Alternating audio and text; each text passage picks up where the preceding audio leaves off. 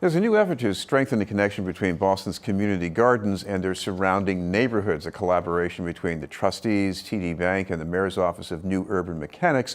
The effort will include community events, art and design projects, and workshops for building skills. To tell us about the initiative are the engagement site manager for Boston Community Gardens with the trustees, Michelle de Lima, and a fine artist and community organizer, Azia Carle. Thank you both very much for being with us. Thank you for having us. I want to start with Michelle. This is going to be extending to a number of gardens over the next few years. What's the purpose of this?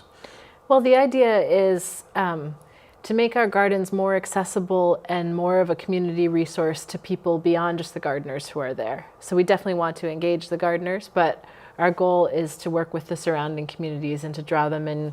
And you know, the gardens are these beautiful spaces that not everybody gets to enjoy. Sometimes they're locked, or people don't think that they have any reason to go into them. But through this partnership, through skill building programs, through community dinners, and especially through the art installations that are happening, 3 this year, and there'll be 3 different gardens over the next 2 years also, we hope we'll draw in new audiences. Azia, what are you doing with the installation, I guess, at the Nightingale Garden, which is the first one here? Yeah, so the group I'm a part of, my project is called Cross-Pollination. It's about 3 different components, major components to the project. One, we're building shades out of hula hoops to help provide comfort to the gardeners while they're working. And the shades are planted in pollinator pots. So bees and butterflies, ladybugs will be attracted to this place and hopefully help to bring off better fruits, better vegetables, whatever growing in the garden.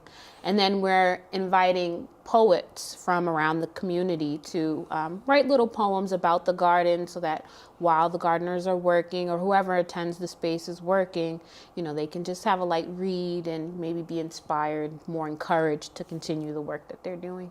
Michelle, of course, one example of engagement is what happened at the launch party for this at the Nightingale. What was that like?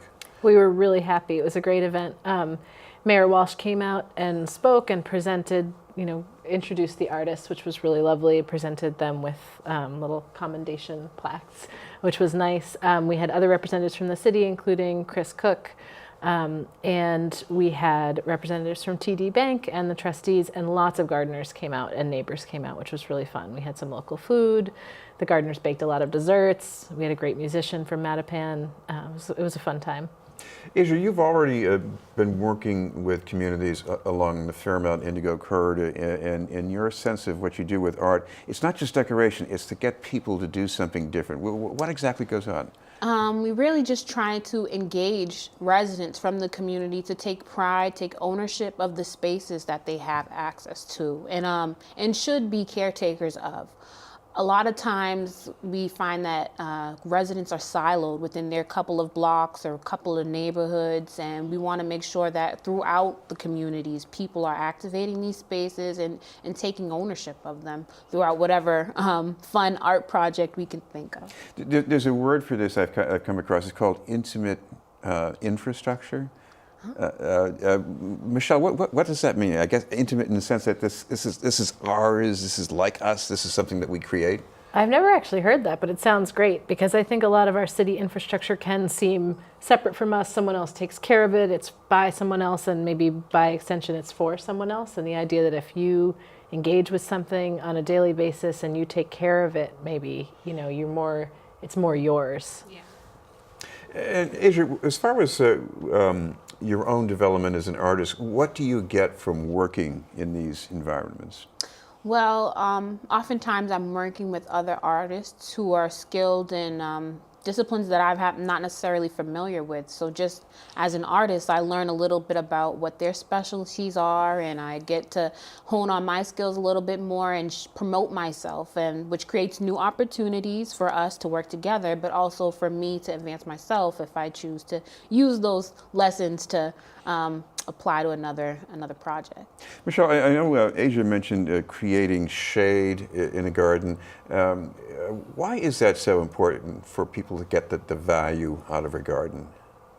I think there's so much more to just working in your plot to what you can do in a garden. And Nightingale is a great example of this because it's a very big garden, and in the center there is a shade structure already, and people hang out under that, and it creates an environment where people will stay and socialize, not just come to their plot, do their own thing, and leave. They'll stay, they'll talk to other gardeners, they'll exchange gardening information, but also just get to know one another, which is one of the huge benefits of community gardens, this social piece, especially for older people, seniors who aren't as much engaged in our society the way it's set up. The gardens are a great place where they can engage with one another and with different generations.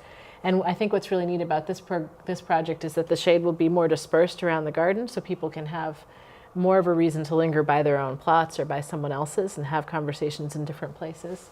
Yeah, the shades are mobile, so you can move them wherever you want in the garden, which I think people will really benefit from. Azia, what about the kind of conversations that can take place around public art projects or activities? I get the sense that maybe people will start talking about things they normally don't talk about.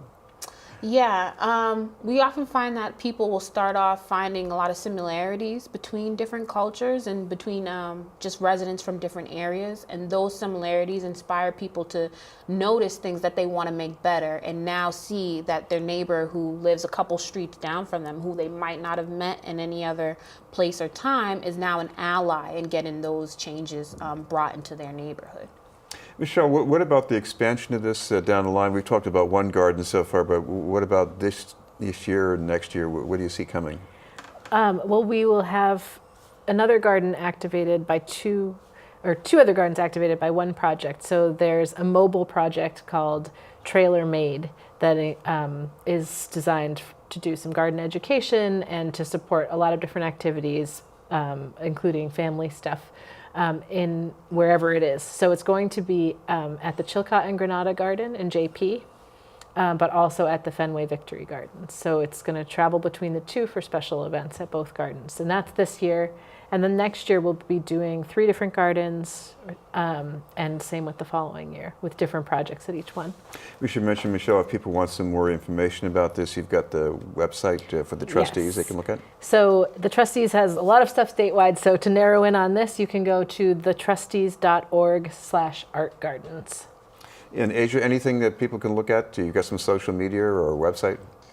We mostly use our personal accounts to promote this right now, but we will have a blog up. So if you come by the garden, Nightingale Garden, 512 Park Street in Dorchester, you'll get a chance to work with us, and then we'll be able to share that blog with you later. And this Thursday, right? Yes, this Thursday we have another workshop coming. It's open to whoever is willing to come help us, and you'll get to engage with me and my partners on this project. Thank you both very much, Azia Carle and Michelle de Lima.